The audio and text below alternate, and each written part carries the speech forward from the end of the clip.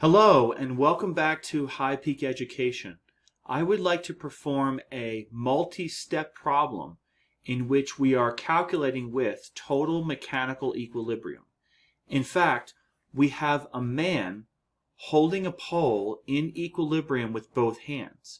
And what we want to do is, given that the mass of the pole is 5.00 kilograms and that mass is uniformly distributed throughout the pole, with the man's hands separated by 0.800 meters, his right hand is a distance x from the center of mass.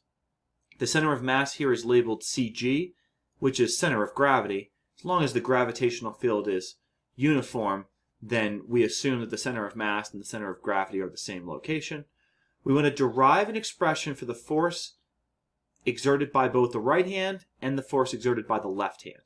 So we have to use two equilibrium conditions, namely equilibrium condition 1 and equilibrium condition 2. Equilibrium condition 1 is the following, that the sum of the forces have to equal 0 newtons. Now in this case the forces will be in the y direction. So this is our equilibrium condition for static equilibrium. Our second equilibrium condition is, even if the forces vertically balance and vectorially add to 0, we don't want any torque. So the sum of the torques have to also equal 0, but that's Newton meters. Okay? So this is what we mean by equilibrium condition 2. Let's go ahead and start to write out what we mean by sum of the forces equal to 0 and the sum of the torques equal to 0. By the way, we can choose wherever we like to be the axis of rotation when we get to torque. So we'll discuss that, and we can think a lot about what might be a good choice. So the sum of the forces equaling 0, I suggest that since we're in the y direction, let's call this the positive y-axis. So vertically upward is the positive y-axis. And we notice that the right hand and the left hand forces are upward. So that's Fr plus Fl, the right hand plus the left hand force, minus W, which is the weight. And that has to be 0. Now, let's also do the same thing for the torques. And let's be judicious about our choice of where we should have our axis of rotation. If we set the axis of rotation to be the center of the pole, notice that we're kind of losing some information, because in some sense, like, the weight is very well known. Why? Well, because it's mg. In fact, we should probably just go ahead and calculate that. If W equals mg, we know that m is 5 kilograms and g is 9.8 meters per second squared. So that's exactly 49 newtons. So we'll use that value a couple times throughout. And by the way, the man's hands are separated by 0.8 meters. So why don't we also call that L? That's the length between the man's hands. Okay? So I think the distance between the weight and the left hand in terms of a distance is going to be L minus X. So when thinking about the torque, we could either consider the right hand or the left hand as the axis of rotation. We could consider the weight, but again, we're losing some information because we know mg and we know the weight almost immediately. So we can, in some sense, not so much even worry about the right hand or the left hand force by making one of them the axis of rotation. So I think that I like when x goes to the right. So why don't we set the right hand to be 0 for the axis of rotation, and we'll let to the right be the positive x direction. So we're going to set, let's see, the right hand as the rotation axis. So with that in mind, we say, okay, This distance is x, and then about this axis, the weight is down, and so that looks like it's clockwise. That's a negative torque. So radius cross force, the thumb points into the page, that's a negative torque, so that's going to be minus, and then notice the radius is x, and then the force is mg, which is the weight. And then how about the left hand? Well, the left hand is at a larger radius, so that's going to be at radius L. And then notice the left hand force is upward. Since the left hand force is upward, radius cross that left hand force, the thumb points out of the page, that's counterclockwise torque, that's positive.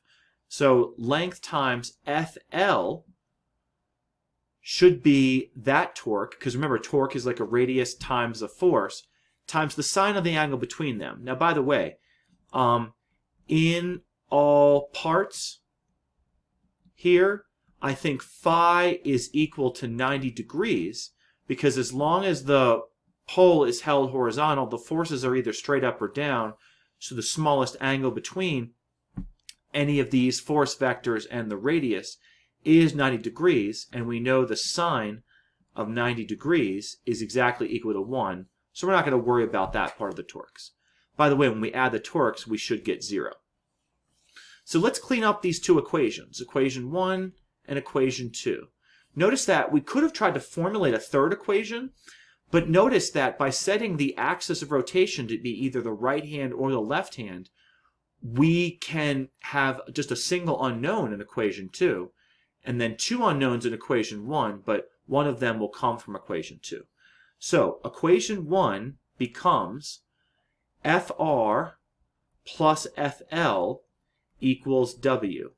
And equation 2 becomes, let's see, LFL equals XW. Okay, so these are pretty useful and straightforward equations. The sum of the upward forces equal the weight down, and then the torque from the left hand at length L equals the torque from the weight at distance x from the center of gravity, or the center of mass, to the right hand. Okay, so hopefully those make a lot of sense. We should apply these two equations in the various scenarios. So let's take a look at those scenarios. So first scenario, what if his hands are equally distant from the center of mass? Well, if his hands are equally distant from the center of mass, I think x should equal L divided by 2. We know L is equal to 0.8 meters. When we divide that by 2, his hands are just halfway each between the center of mass, so that's 0.400 meters. Let's first calculate the left-hand force. So the left-hand force is going to be XW over L. So the left-hand force is XW over L. So that's going to be X, which is 0.4 meters, times the weight of 49 newtons, all divided by the distance between the hands of 0.8. Now notice, this should just give us exactly a factor of 1/2 times the weight. So that's going to be 24.5 newtons.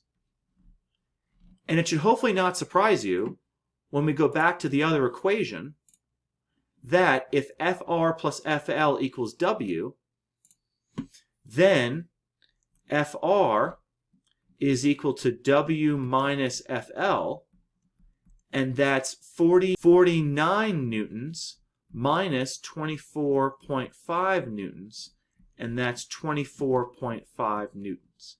In other words, the two hands hold each a half of the weight, but just upward equally. And that makes perfect sense. If we have no more torque in the left hand versus the right hand, if the axis of rotation were the weight force, then we're exactly balanced in terms of the forces of the two hands. Let's consider this second part. Maybe we could call this part B. What if the right hand is closer? So if x is 0.20 meters. Well, we can first return to this equation that FL, the left-hand force, is XW over L. So that's 0.2 now meters times 49 newtons, all divided by 0.8 meters. I think this will be a factor of a fourth. Now a fourth is half of this, so I think that should be 12.25 newtons. Then what if we want to calculate the right-hand force? That's the weight minus the left-hand force. So that's 49 newtons minus 12.25 newtons. So 49 newtons minus 12.25 newtons, that's 36.75 newtons. Notice that because the right hand is a distance 0.2 and the left hand is a distance 0.6 meters away from the center of mass, the left hand is going to hold with a force that is 1/3 as much as the right hand force. In other words, with the lever arm being 3 times as much for the left hand as opposed to the right hand, we only need 1/3 of the force for the left hand as opposed to the right hand. Okay, lastly, let's consider a slightly more complicated example. What if the center of mass is not between the hands and x is 2.40 meters? Now remember what x is. X is the distance between the center of mass and the right hand. So the distance between the center of mass and the right hand is this. So this is x. Okay? And again, the distance between the hands is still L. That's right here. So let's make sure our equations still work. The left-hand force is up, but notice that perhaps the right-hand force is down. It could be up. We're not really sure, but then the weight is still definitely down. So if we consider our equations, if we get a negative number for, let's say, that right-hand force, that just means it ends up being that the right-hand force was down. So this should be okay. Now let's consider the torque. Well, if we still set the right hand as the axis of rotation, it's not going to really matter if it's up or down in terms of positive or negative torque. The left-hand force should still be upward and the weight should be down, because this is still counterclockwise for a torque, this is still clockwise, positive torque, negative torque, and the torque equation should still be correct. So I think we can still reuse our equations. So let's go right back and let's say that, as we said before, the left-hand force should equal x times W over L. Because again, the left-hand force is at length L. So we divide by L. So x, we now know, is 2.40 meters. The weight is 49 newtons. We keep coming back to that. And then the L is going to be still 0.8. Now this time, 2.4 over 0.8, I think it's a factor of 3. So 3 times 49, well, consider 3 times 50, that's 150. So this should be 147, because it's just 3 newtons less than that. So that's 147 newtons for the left hand. Now how about the right hand? The right hand is going to be the weight minus the left hand. So that's 49 newtons minus 147 newtons. So notice we're going to get a negative number. So 49 newtons minus 147 newtons, that's negative 98 newtons. So we actually know when we're holding the pole vault bar out the side, when it's quite heavy, the left hand has to push up with a very large force, but the right hand actually pushes down. That's where we get the right hand is a negative number, but the left hand holds upward with quite a large force. So I think this ends the problem. Thank you very much for your attention. Hope that was helpful, and I hope you have enjoyed another problem from High Peak Education. Please smash that like button if you enjoy this content. Please subscribe to the channel to grow the channel. Please comment on the video, and I look forward to hearing those. Please share this video amongst your social networks, and I look forward to seeing you in the next video.